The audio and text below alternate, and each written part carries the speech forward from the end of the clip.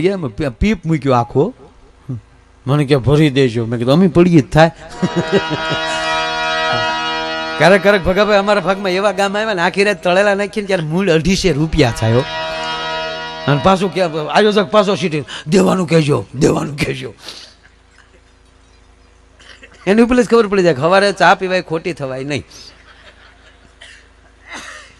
અરે એકદમ પ્રોગ્રામ ના રાતે કઈ થયું નહીં. પછી મંડળ બેઠેલું નથી. મને કે આવો ઘડીક આપણે રૂમમાં બેસીએ. અમે રૂમમાં ગયા. એમાં જે મેન આયોજક હતો એને પૂછ્યું કે માયાભાઈને કોણે કીધું હતું? કે ભગાભાઈ. કે એ તો ભગાભાઈ તો અહીંયા આવ્યા જ નથી અહીં પ્રોગ્રામમાં. હકીકત બનેલો એટલા ભગાભાઈ તો આમ તો તમારું નામ આમ થલો, પણ એને ગમે નામ આપ્યું કે એણે માયાભાઈને તારીખ લખાવી હતી. પછી આયોજકે કીધું મને કે માયાભાઈ એ લોકો તારીખ લખાવી દીધી, પછી તો અહીં ગામમાં તો એ આવ્યા જ નથી. ને પછી તો બેનરો લાગી ગયા ને ન પ્રોગ્રામ કરીએ તો આબરૂ જાય. હું કહું અત્યારે તો અમારી જ જાય ને, તમારે ખોટી નીકળી ગયો. બોલો ત્યારે ખબર હતું વીટીયું પહેરતો, તે દૂર બેન કર્યું, વીટી દઈને ડીઝલ પીર્યું હતું. ગામનું નામ નહીં આપો. ભગાભાઈ તમારી હાજરી હતી પ્રોગ્રામમાં. ભગાભાઈ ની જસુભાઈ ની હાજરી હતી. કે હું પછી કે તમે બધા વયા ગયા. પછી મને કે સરસ હો, મજા આવી ગઈ. હું મજા આવી ગઈ. મેં કીધું તેથી મારે ભાઈ ટાટા સુમો અને પૈસા ની તેથી હાવ બૂમો.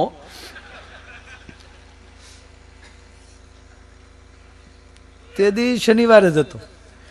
અને તે દી મેં જુનાગઢની બજારમાં મોજડીયું લીધી. મોજડીના સાલું ગાડીએ ઘા કર્યા. કીધું શનિવારે ન લેવાય વાત આવી છે. મેં કીધું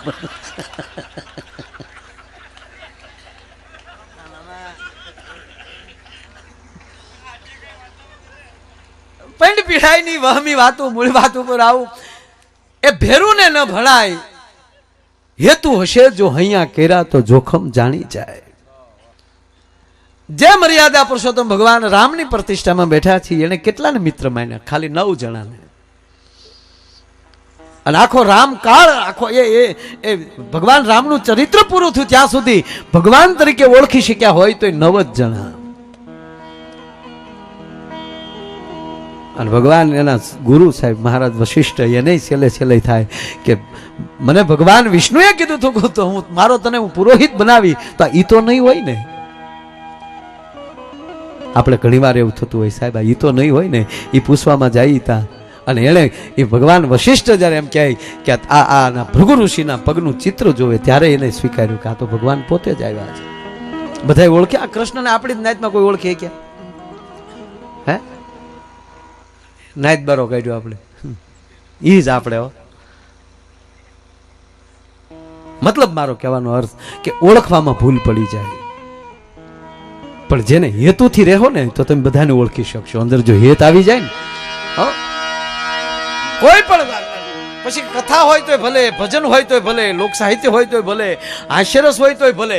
ઘણા નથી પ્રોગ્રામમાં આવે તોય આપણે કહેતા મારા જેવો ગલોંદાજ મારે. આ દુનિયામાં એક પણ વસ્તુ ખોટી છે જ નહીં. એક પણ શબ્દ ખોટો નથી. હું તમને એમ કહું કે અત્યારે સવારના 8:15 વાગ્યા કે 8 વાગ્યા એમ કહું તો સાચું લાગે? તો લંડન વાળાને ફોન કરીને પૂછો અહીંયા વાગ્યા જશે. એટલે સત્ય દરેકનું અલગ અલગ હોય, પરમ સત્ય બધાયનું સરખું હોય. આપણે એમ કે ભાઈ દૂધ પાક ખાવાની બહુ મજા આવે, ડાયાબિટીસ વાળો જોડો મારે કે ન ખવાય, ગોટો વળી જાય. કારણ કે તમારી પસંદ છે. આમાં વાળાને આ મારીને મારો હાથ છે, તમને હથેળી દેખાય, મને પોંસો દેખાય. અથવા તો તમે વેરાવળ રોડેથી આપણે નીકળીએ હાઈવે થી, પછી એમ કહી કે ભાઈ આ બાબરા આવવાનું રોડ છે, એ રોડની ડાબી સાઈડ આવે કે જમણી સાઈડ આવે? નક્કી નહીં કરીએ. તમે કઈ બાજુથી આવો છો એના ઉપર આધાર. વેરાવળ બાજુથી આવતા હશે એ જમણી સાઈડ કહે છે, અને કેશોદ બાજુથી આવતા હશે એ ડાબી સાઈડ કહે છે. પણ આ હામ હામી તકલીફ છે. હામ હામ આવી છે ને એટલે બેને નોખું નોખું લાગે. જો હારે થઈ જાવ ને તો બધું હિરખું થઈ જાય. આપણે જે હામા બાવડા હામ હામ આવી છે એટલે તકલીફ પડે. હવે ન્યાલી કોક જાહેરાત કરે કે ટેજની જમણી બાજુથી રૂપિયા મળે છે છૂટા, હવે મને જાહેરાત કરવાનું કે હું ડાબી સાઈડ જ કહેવાનો ને તમે આમ જ જવાના પછી. અને એટલે જ અર્જુને ભગવાનને રથનો આ હોપી દીધું કે હવે તારે જ્યાં લઈ જાવી લઈ જા, આમાં મને કાંઈ સાઈડ ઉજતી નથી. અને જેણે ભગવાનને ને એના ગુરુને જેણે બાવડા હોપી દીધા ને એને જ સાહેબ મજા આવી છે, બાકી બધા દુનિયા હજી ફાફા જ મારે. નહીંતર એટલા તીર્થધામ, એટલા માણસો જાત્રાએ જાય, એટલા મેળા થાય, શિવરાત્રીના મેળામાં પગ મૂકવાની જગ્યા ન હોય. આ બધા જો ભક્તિભાવથી જાતે તમને લાગે કળયુગ મારું દીકરું રહે એમ? કેટલા માણસો ગંગાએ જાય. નહીંતર વર્ષો પહેલા વડીલો, તમે 50 વર્ષ પહેલા કોઈ હરિદ્વાર જાતું ત્યાં ગામમાં કેવો ઉત્સવ થતો કે ફલાણા ભાઈના દાદા હરિદ્વાર ગયા, ગામમાં શોખ પૂરાતા ડોહા. અને અત્યારે અમેરિકા જઈને આવે તો કોઈ ધડો ન કરતા, ક્યાં હોય જાય માણસો જાય લે. કારણ કે કેટલો ભાવ હતો. દ્વારકાજીને આવતા હતા તોય એમ કે ભાઈ ઉત્સવ થતો હતો ગામમાં કે અમારા દીકરા કે દ્વારકાની જાત્રા કરી આવ્યા સાહેબ. એના ઉત્સવ, એના હામિયા, એ ગામમાં ભજન થતા અને બ્રહ્મભોજન કરાવતા, કેવડું મોટું કામ કરતા. અત્યારે સરળ થઈ ગયું. આ ગામમાં જો અત્યારે 3 દિવસ થતો આ ગામ ધામ છે, એ વાત ફાઇનલ છે કે નહીં? અને આનો આ રંગ હું તો એમ કહું કાયમ રાખજો. આ ધામ હવે મટવું ન જોઈએ. આ પ્રતિષ્ઠા કરવી એટલે પ્રતિષ્ઠાવું ગામને. આ 3 દિવસ ધુબાકા મારી લઈને પછી રામજી મંદિરના પૂજારી ને રામજી ભગવાનને નગારો, આ ઓટોમેટિક નગારું કોઈને કાઢ્યું ને એને ગોતું કીધું. ગામના આવતા બંધ થઈ ગયા, કીધું નગારો એ વાગ્યા કરશે, સાપ દબી દે મારા. અને મારા જઈ આમ સાપ દબી દે ને ધમંક ધમધમ ધમંક ધમધમ ને આ ટાણે આજ પગે લાગીને કહું માણાના પેટ ના હો ને તો દિયાચમાં આરતી ટાણે ગામમાં આવો તો મંદિરે જાજો. હા, એટલા બધા આપણે કોઈ બીજી સહી જ નહીં ભાઈ. આ હું તો આ મુસલમાનના દીકરો બેઠો ને કહું કારણ ધન્યવાદ આપું. આ મુસ્લિમ સમાજમાં તો 10 ધોરણમાં નાપાસ થાય તો એ પહોંચ છે, પણ 10મા ધોરણના છોકરાને એની કુરાનની આયાતો ન આવડતી હોય ને તો એ પહોંચ નથી. એને પૂછવા આપણે હમ છબ હિન્દુ એક હે ગુંદીને ગાંઠિયા ખાવામાં. હે કોના દીકરાને કેટલાક ટકામાં વહેંચણી કરીએ તો 10-15% નીકળે કે એના છોકરાઓને ગીતાજીના શ્લોક આવડતા હોય, કે રામાયણની સોપાઈ આવડતી હોય, કે ધર્મના કાંઈ પણ. ધર્મ છે એ માણસને એ અંદરથી ઉર્જા આપે, મૂળ વાત એ ગુણ આપે છે, એ જરૂરી જ છે. અને આપણે જો રામાયણ વાંચીએ તો રાવણને ન ઘણા ગાળ્યું દેતા. રાવણ હું ખરાબ હોય? શાસ્ત્રમાં જેનું નામ આવે એ ખરાબ હોય જ નહીં. રામ હામો બાઈ જોઈ કે જેવો તેવો થોડો હોય. રામને અહીંયા ધક્કો થાય. અરે એ ક્યાં કરો, રામેશ્વરની ભગવાન રામે સ્થાપના કરી સેતુ બાંધતા પહેલા. ત્યારે પુરોહિતમાં શાસ્ત્રીમાં આચાર્ય તરીકે રાવણ આવ્યો હતો રામેશ્વરની સ્થાપના કરવામાં. તો રાવણને મારવા જ ત્યાં જતા હતા ભગવાન રામ. એ પોતે જ આચાર્ય થઈને અહીંયા આવ્યા હતા તો એનો પ્રોગ્રામ ત્યાં પૂરો કરી નાખે. ત્યાં ક્યાં લંકાનું સૈન હતું? પણ નહીં, ભગવાનને ખબર હતી કે આજ મારો આચાર્ય થઈને આવ્યો છે અને મારે પગે લાગવું જોઈએ. પ્રતિષ્ઠા પૂરી થઈ ને સાહેબ, ત્યારે રાવણને રામ પોતે વંદન કરે છે કે આચાર્યને પ્રણામ, શું આપું આપને દક્ષિણામાં? ત્યારે રાવણ બોલ્યો છે તમારી પાસે છે હું, તમે મને આપો. પણ આ તમારો આચાર્ય થઈને આવ્યો છો, રાઘવ માગી લ્યો, તમને શું આપું? અને ત્યારે કીધું કે આચાર્ય તમને જે ઈચ્છા થાય આપો. ત્યારે રાવણ બોલ્યો કે તમે જે મનોરથથી ભગવાન શિવની અહીંયા સ્થાપના કરી છે એ મનોરથ તમારા પૂરા થવો, આમાં ખરાબ કહેવો કેમ ભલા માણસ? હે? અને આખી લંકામાં જેથી સાંભળી લેજો, આખી લંકાનું જેથી પૂરું થયું, રાવણ એક વધ્યો. અને ત્યારે ભગવાન રામ એમ કે છે કે રાવણ હવે તો પાછું વાળું જો, તારે આખી લંકાનું પૂરું કર્યું, હવે તું એક વધ્યો છો, હવે તો તારી પાછું વાળું જો.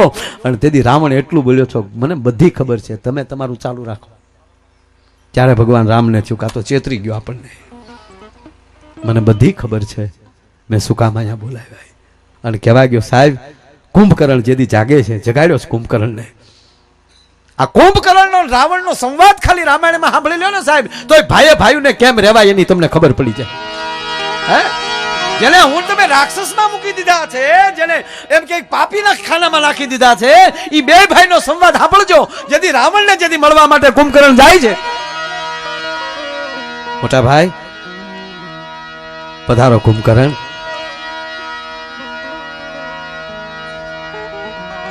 મોટા ભાઈ મેં સાંભળ્યું છે તમે જગદંબાનું અપહરણ કર્યું. અને મોટા ભાઈ અત્યારે મને જગાડ્યો એની કરતા જ્યારે તમારે આ કામ કરવાનું ત્યારે તો મને જગાડ્યો હોત. મોટા ભાઈ તમે મારા ભાભી મંદોદરીનું પણ નથી મેં સાંભળ્યું છે. સારા મંત્રીઓની તમે સાંભળ્યું નથી. અને હજી કહું છું મોટા ભાઈ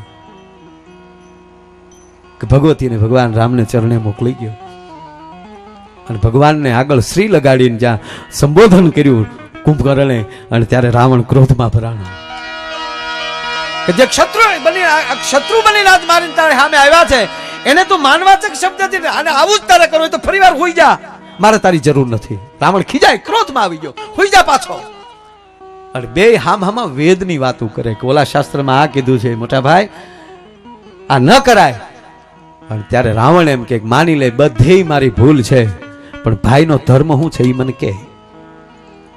અને ત્યારે કુંભકર્ણ પોતે બોલે છે કે મોટા ભાઈ મને ખબર છે કે નાના ભાઈનો ધર્મ સેવકનો છે અને એની આજ્ઞામાં રહેવું જોવે. અને હવે મોટા ભાઈ સાંભળી લ્યો, હું ભાઈનો ધર્મ સ્વીકારીશ, હું યુદ્ધમાં જઈશ, પણ જાતા જાતા એટલું કહેતો જાવ કે સામાન્ય માનવી હશે તો આ પૃથ્વી ઉપર કોઈ એવો નથી કુંભકર્ણને જીતી શકે. રાવણને કહે છે કુંભકર્ણ કે મોટા ભાઈ હું યુદ્ધના મેદાનમાં જાઉં છું, અને સાંભળી લો કોઈ પણ માનવ હશે તો ધરતીના પૃથ્વીના ગોળા ઉપર કોઈ એવો માનવ નથી કુંભકર્ણને જીતી શકે.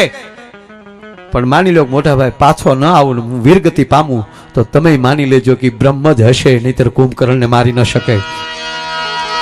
અને પાછો ન આવું તો મોટા ભાઈ તમે પણ શરણે થઈ જજો. અને તમે શરણે થઈ જશો ને તો એ કરુણા નિધાન છે, કરુણાનો સાગર છે, તમને છોડી દેશે અને લંકાની ગાદી અવિરતપણે તમે દીપાવી શકશો.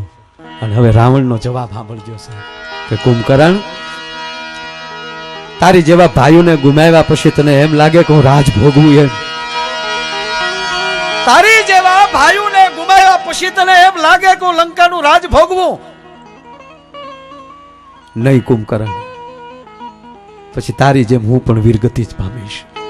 અને ત્યારે કુંભકર્ણને અંદરથી ખબર પડે છે કે નક્કી પરમાત્માની આ રચના છે અને મારા મોટા ભાઈએ એની બુદ્ધિનો ઉપયોગ કરીને ભગવાન રામને અહીંયા બોલાવ્યા છે. સાહેબ આમાં બધાયમાં ગુણ જ હતા.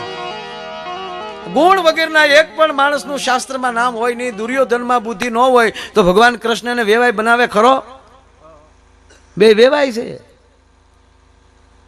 દુર્યોધનની દીકરી કૃષ્ણના દીકરા વેરે છે, અને સાચું ગડપણ તો દુર્યોધનની દીકરીએ કૃષ્ણનું આમ છેલ્લી સેવા તો એને કરી. સાહેબ જો ઈ ઝાડ ખરાબ હોત તો ફળ સારું ન થાય. નકરી ભગવાન એને વેવાય થોડો બનાવે, કાંઈ એની દીકરી દીધી છે. ઘણા તો તમે જોજો, આપણે કંઈક સારી વાત કરતા હોય ને ત્યાં હું એક જગ્યાએ હું શિવાજીની વાત કરતો હતો, એક ભાઈ મને કહે તો તમે શિવાજીની જ માંડો, હું તો તારા બાપાએ કંઈ કર્યું એ કે ને કાલથી શરૂ કરીએ. જોશો ભાઈ તમે, મેં પહેલા કીધું ને કે જે માણસમાં એક ગુણ આવી જાય ને એટલે જગત એને એમ કહેવાય કે પછી ભૂલતો નથી નથી ને નથી, પણ સારું કરવું જોવે. હા ઠીક છે, મેં જોક્સ બોલીએ ને આનંદ કરીએ તો કરવું જ જોઈએ, કંઈ હા વિટામિન વગેરેનો જોક્સ ન હોય કે. હા, અને આપણને તો એ જ મજા આવે કે તમે દાંત કાઢતા થાઓ ને તો હારા પંથે જાઓ. ભીમરા સડાવ્યા ને એ કોઈ દી હારા કેળે ગયા જ નથી. હા, અમારે તો આપણે તો આ ખૂબ સારું છે. બાકી અમુક જગ્યાએ પ્રોગ્રામમાં જઈએ ને તો અમુક આખી રાત આમ જ બેઠા હોય, આમ ઉપડી ગયું મારા દીકરાઓનું એક.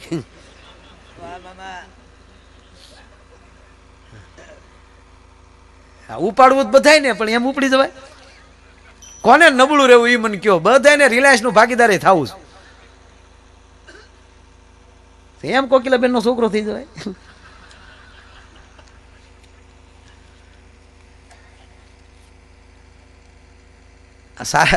સારી વાતો એટલે સારી બધી સારી જ વાતો હોય. નબળી વાત તો એ કે મેં પહેલા તમને કીધું ને દુનિયામાં કોઈ વસ્તુ ખરાબ છે જ નહીં. પછી અમુકને લાગે એમાં શું કરી લઈ?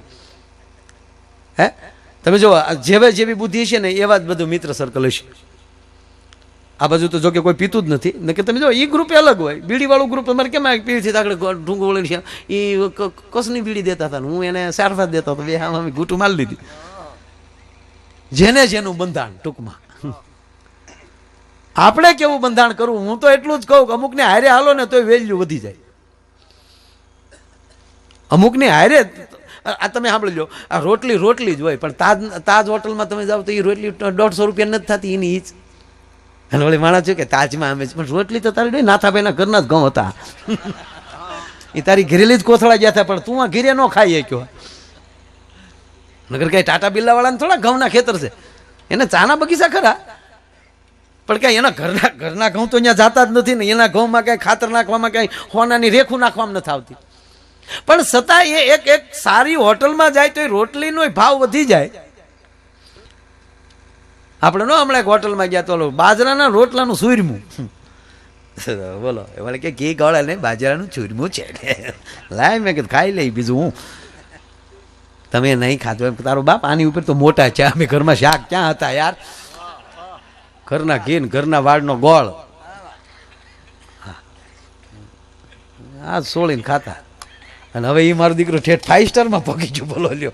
હે આપણે ફાટલા કપડાં હતા સાહેબ, ગોઠણેલી પેન્ટ ફાટી જતું તો આમ શરમાતા શરમાતા હાલતા. અત્યારે એની ફેશન નીકળ્યું, આવી ખબર હોત તો હજી હંગરી રાખત, પહેરીને નીકળત. ત્યાં મરી ગયા થીંગડા મારી મારી. અને અત્યારે એની ફેશન બોલો, અહીંયા ખંભે ફાટલા ને અહીંયા ફાટલા, તો વળી ટેસ્ટથી મને આવ્યા હતા. બોલો ઓહો કેવી ફેશન. જે ગામમાં વાણંદને વાળ કાપતા ન આવડતા કાતરું મારતા, અત્યારે હારામાં હારા એના 5,000 રૂપિયા છે કાતરું મારવાના. બોલો ઓલો એમણામ કાતરી નાખતો હતો, એમણા જેમ ગાડર કાતરે એમ. અને અમુક તો વળી એક સાઈડ રાખે ને એક સાઈડ ન રાખે, એક કલી ભાઈ દેખાય ને એક કલી બેન દેખાય. બોલો આપણે એને પૂછીએ કે શિવ શક્તિ ભાઈ, શિવ છે લે. અને વાતે આ છે ને ભાઈ, શિવ શક્તિ શરીર પૂર્ણ પુરુષ કોઈ છે જ નહીં, અર્જુન એક જ હતો. બાકી આપણામાં 60% પુરુષ તત્વ હોય, 30% સ્ત્રી તત્વ, 40% સ્ત્રી તત્વ હોય. હા 60-40 જ હોય. બહેનોમાં તે 60% બહેનો હોય, 40% પુરુષ તત્વ હોય. બે ને અણીએ ત્યાં બે કાંઈ 40% બે ને ત્યારે જ કાયમ આવે. આપણે તે પુરુષમાં ઘણા 40% ત્યારે કાયમ આવે. હા બધું રહેવાય જલી ભાઈ માનવાનું 40% કામ કરે. હે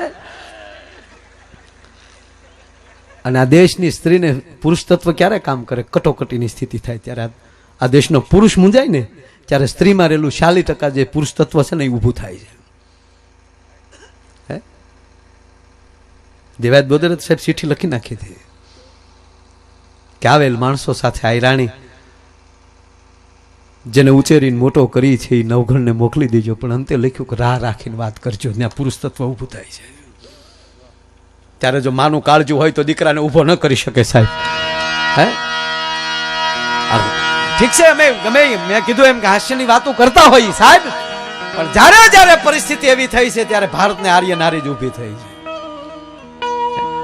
શેઠ સગાળશ્યામાલી સંગાવતીનું પાત્ર તમે કાઢી નાખો, હરિચંદ્ર તારામતીનું પાત્ર તમે કાઢી નાખો, જલારામ જોગીમાલી વીરબાઈનું પાત્ર તમે કાઢી નાખો, દેવાયત બોલને આખા એમ કહેવાય કે વાતમાલી તમે આયરાણીનું પાત્ર તમે કાઢી નાખો, અને આખા મહાભારતમાં દ્રૌપદીનું પાત્ર કાઢી નાખો, અને આખી રામકથામાં એક સીતાજીનું પાત્ર કાઢી નાખો. સાહેબ વાહ કઈ વધે નહીં.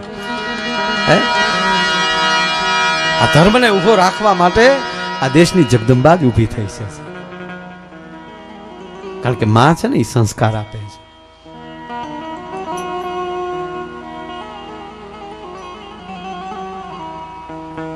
નાનો એવો પ્રસંગ લેવો છે. અંધારી રાત સાહેબ, હાથે હાથ ઉઠતો નથી, મેઘલી છે. એ અડધીક રાતનું ટાણું થયું છે ને અડધીક રાતને ટાણે એમ કે ભાઈ હાતક વર્ષનો છોકરો ફળિયામાં હુતેલો ઓચિતા છોકરો જાગી જાય અને બાજુમાં જોવે તો કાળો ડિબાંગ જેવો વિકરાળ માણસ ઉભો છે. છોકરો ઝબકીને કહે છે, કોણ છો ભાઈ? ડરી ગયો બાળક, કોણ છો તમે? મારા ઘરે શું કામ આવ્યા? ધીરે ધીરે બાજુમાં આવીને વિકરાળ માણસ કહે છે, બેટા ડરીશ નહીં. હે ડરતો નહીં બેટા. એમ ધીમે ધીમે બાળકને અડે છે, પણ સ્પર્શ કર્યો અડ્યો એટલે થોડોક ડર વયો ગયો. હું તને કાંઈ નહીં કર્યો બેટા, પણ તમે કોણ છો? બેટા હું જમનો દૂત છું. હે હું જમનો દૂત છું. હે જમના દૂત, તમે મારા ઘરે શું કામ આવ્યા? ડરીશ ને બેટા, હું તારી માનો જીવ લેવા આવ્યો છું. તારી માનો જીવ લેવા આવ્યો એ શબ્દ સાંભળ્યો ભાઈ, છોકરો થર થર ધ્રુજે છે. હે યમના દૂત, મારી માના ખોળામાં એક વર્ષનો મારો ભાઈ રમે છે, એના પડખામાં હૂતો છે, અને મારી માં મરી જાય તો મારા ભાઈને હું મોટો નહીં કરી શકું, પણ જો હું મરી જાઉં ને તો મારા ઘરમાં એટલી ખોટ નહીં વર્તાય, મારા ભાઈને મારી માં મોટો કરી શકશે. જો તમારામાં કાંઈ ફેરફાર થતો હોય તો હે જમના દૂત, હું તને પગે લાગીને એટલું કહું કે મારા માને બદલે મારો જીવ લઈ લે. ત્યારે જમનું દૂત કહે છે, દીકરા તું થોડોક મોડો પડ્યો, હે થોડોક મોડો પડ્યો. કેમ?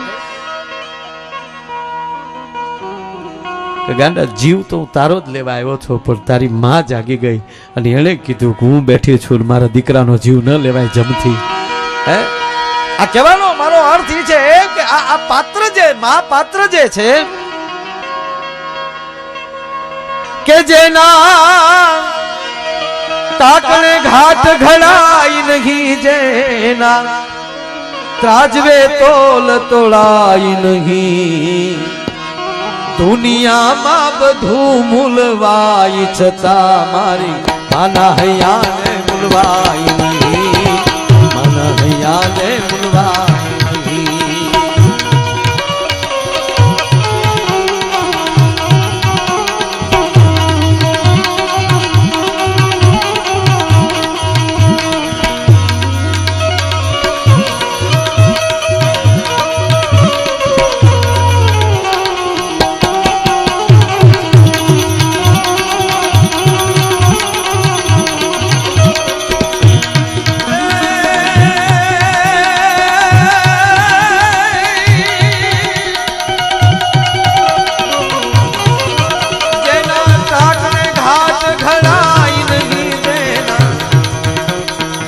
ત્રાજવે તોલ તોડાઈ નહીં, દુનિયામાં બધું મૂલવાય છતાં મારી માના હૈયાને મૂલવાય નહીં, માના હૈયાને મૂલવાય નહીં.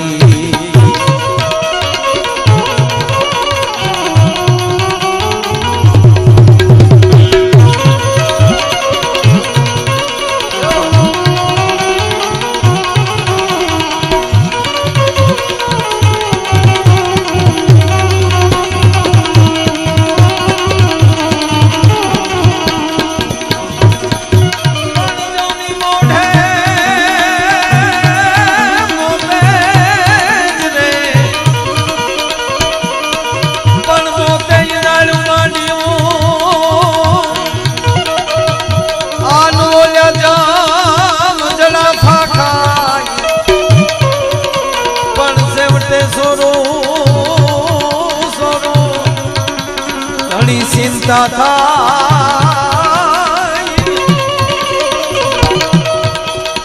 અરે એને કેમ રે વિહરી કાગડા,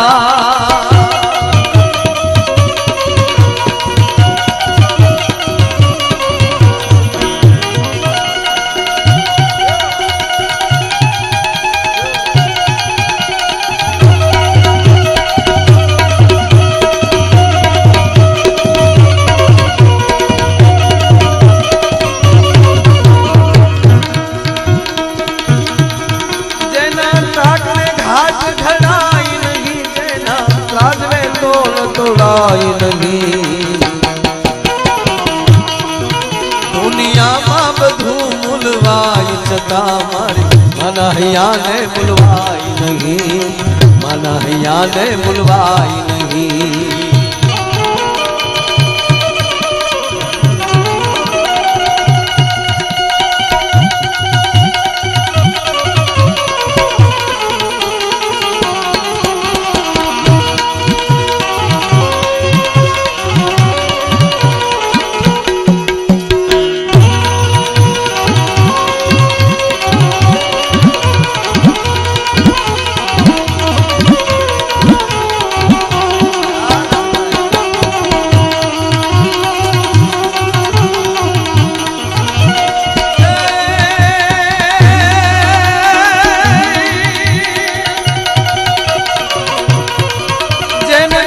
હારે મરી જાઉં હતું પણ સદાય પડતું હતું ખોળામાં બાળક રમતું હતું એના ખોળામાં બાળક રમતું હતું એના ખોળામાં બાળક જેને ટાકણે ઘાટ ઘડાય નહીં જેના ત્રાજવે તોલ તોળાય નહીં દુનિયામાં બધું મૂલવાય છતાં માના હૈયાને મૂલવાય નહીં. વાત એટલી જ મારી કે ધરાવીને ધાન ન નીપજે કુડવીને માડું ન હોય જેસલ જખરા નીપજે જેની માં હોથલ હોય. પણ રામને નોતરું દેવા હવે આમાંથી કોક બનજો કૌશલ્યા પછી સીતાને સાદ ન કરશો કારણ કે જાનકી રામની સાયા. અને એવો એક આવો રૂડો કાર્યક્રમ પ્રતિષ્ઠાનો અને ભગવાન રામની જ્યારે પ્રતિષ્ઠા આવતી જ કાલે ભગવાન મંદિરમાં પધારવાનો છે ત્યારે ભાઈ ખાલી ગણપતિ વંદના કરી છે એની પાસેથી એને સાંભળવાય તો આપ જાણો છો જીવનનો એક લાવો છે એટલે વધારે સમય ન લેતા હું એટલે વધારે એટલે મેં મારી રીતે તો હવા કલાક તો એકચ્યુઅલી ખેંચી લીધી પણ જે કાંઈ ફરમાઈશ છે એ બધું લેશું. પણ દેવરાજભાઈ જેને હું તમને 90ની વાત કરું લ્યો 90માં દેવરાજભાઈની કેસેટ દેવરાજભાઈ મેં ઘણી નાખેલી આખી દાતાર બેંજામાં ઓસમાણ તબલામાં અને કચ્છનો પ્રોગ્રામ અને 10 દરવાજામાં ઓલો જે બેન્જો વાગે એમાં 1 2 ભાડુતી બંગલો કોણે બનાવ્યો ત્યારે એમાં ઈરે બંગલામાં 10 દરવાજા ત્યારે બેન્જાના જે 10 સ્ટેમ્પ પડે અને એટલા આ વખતે ભગુડામાં માં માંગલ શક્તિ એવોર્ડથી દેવરાજભાઈને સન્માનવાના છે. મોજ આવે એવા ભજનો લઈને આપની સમક્ષ આવે ભાઈ શ્રી દેવરાજભાઈ ગઢવી. જોરદાર તાળીના ગળાથી વધાવે ભાઈ શ્રી દેવરાજભાઈ ગઢવી.